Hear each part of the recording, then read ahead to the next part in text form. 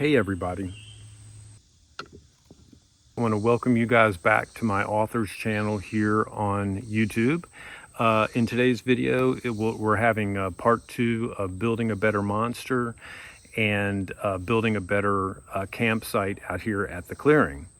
For today's video, I'm going to be working on the 2 log seats on the far side of the fire pit. And I'm also going to be talking about my inspiration for the creatures that I'm currently writing for Rivendoah, my trilogy of novels. So I hope you guys will join me today. We'll have some fun around the campsite, and we'll have a little discussion of building a better monster.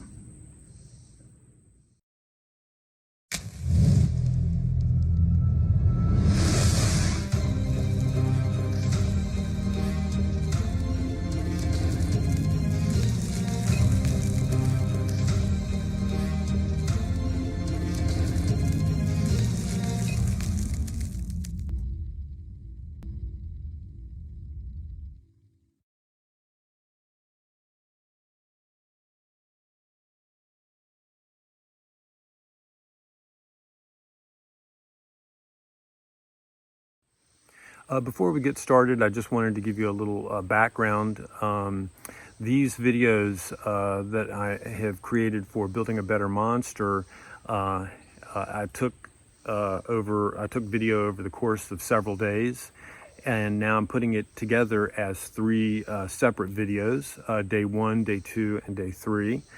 This is day 2, so if you have missed day 3, you can go up here to this link to watch day 1.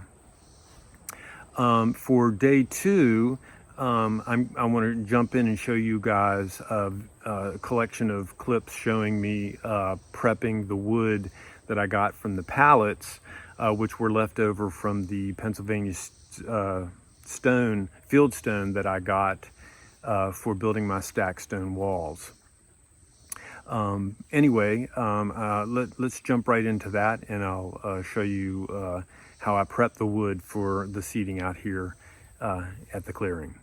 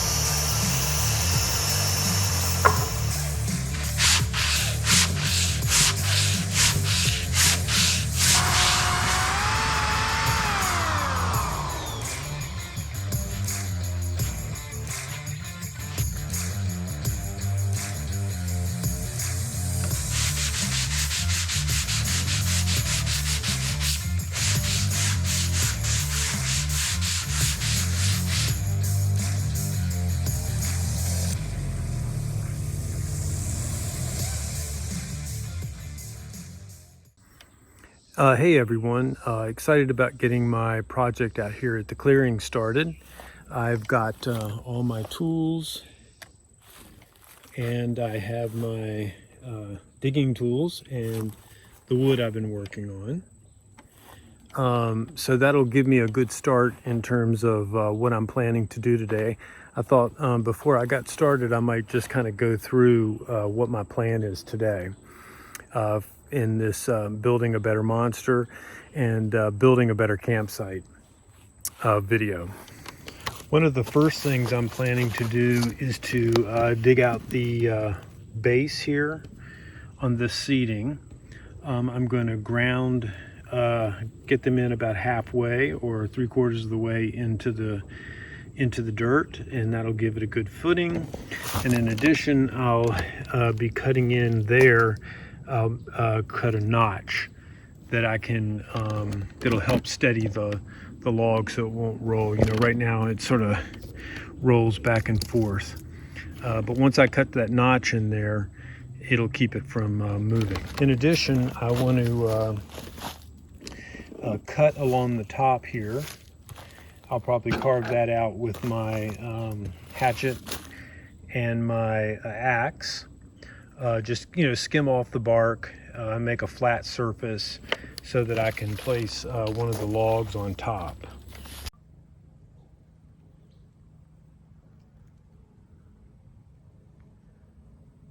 These are some logs that were left over from a tree that I took down that had died and was sort of getting chewed up by some woodpeckers.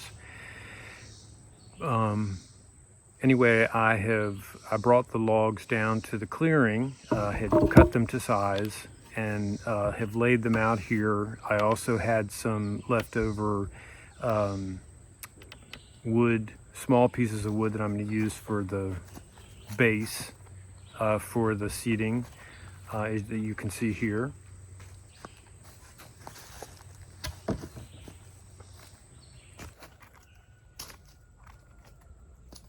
That had died and was getting eaten up by bugs and woodpeckers. You can see from the holes in the wood.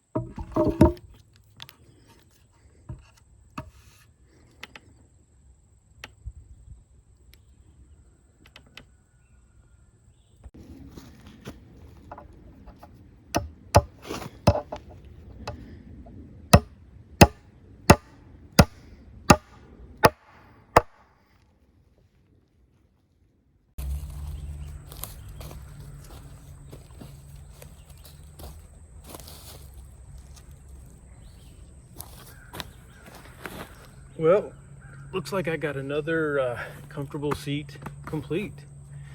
Sun's kind of in my eyes, so I'll go ahead and pick up. It's really sweating here. It is burning up out here. but I feel very proud of the work I've done here and over there. And I have one more seat to go, and then I'll be done upgrading my seats and sitting area out here at the campsite in the clearing. So anyway, I'm going to take a break here for a minute, and then I'm probably going to do a little talking about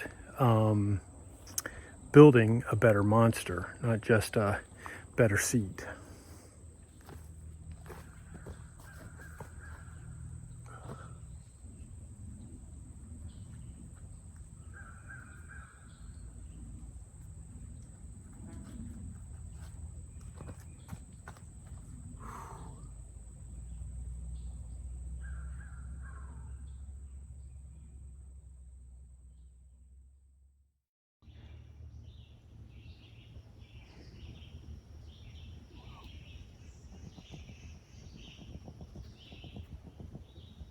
Now that you've seen the video of me putting together the seating, I thought I'd take a minute to talk about the inspiration and my source of inspiration for the creatures I created and am in the process of creating for Rivendoah.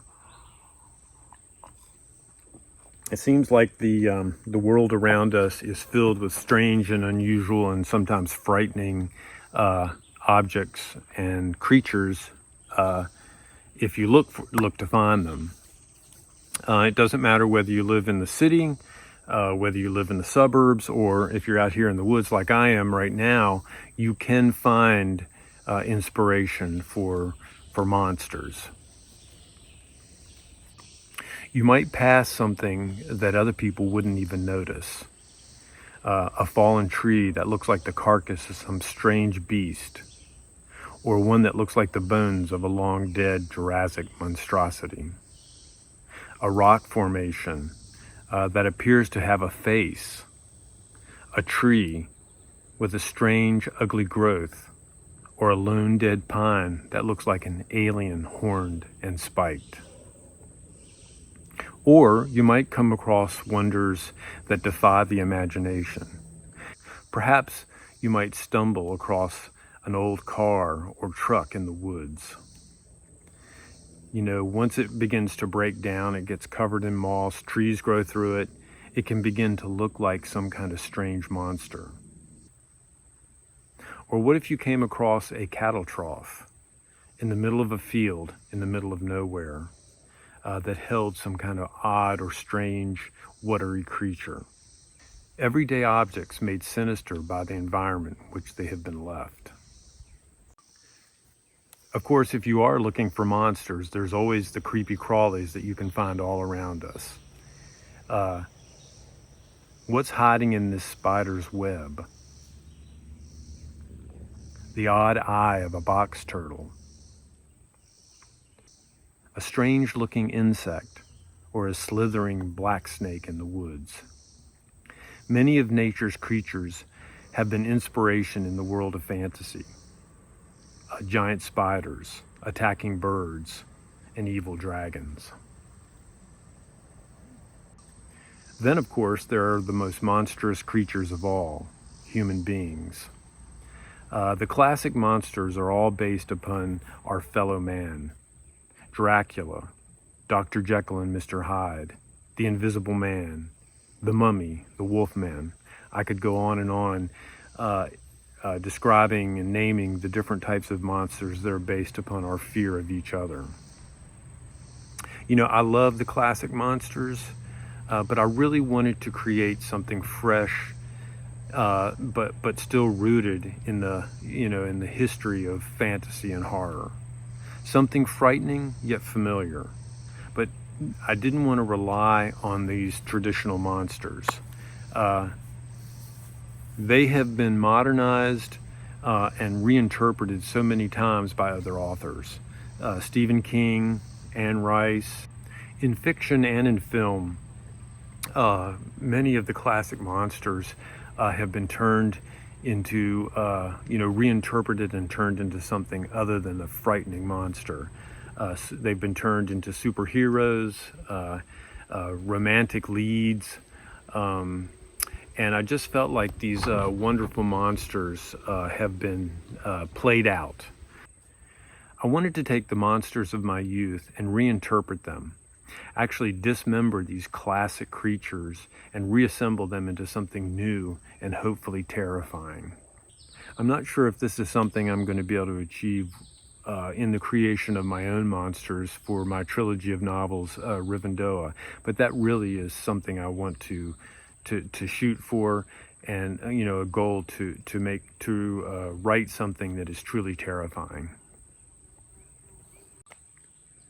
Okay, so on that note, I'm going to bring this video to a close.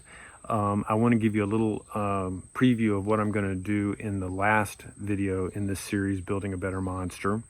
I think I want to talk a little bit about my inspiration in fiction, which I really haven't done. I talked mainly so far about my inspiration for monsters in film, which is just another form of storytelling.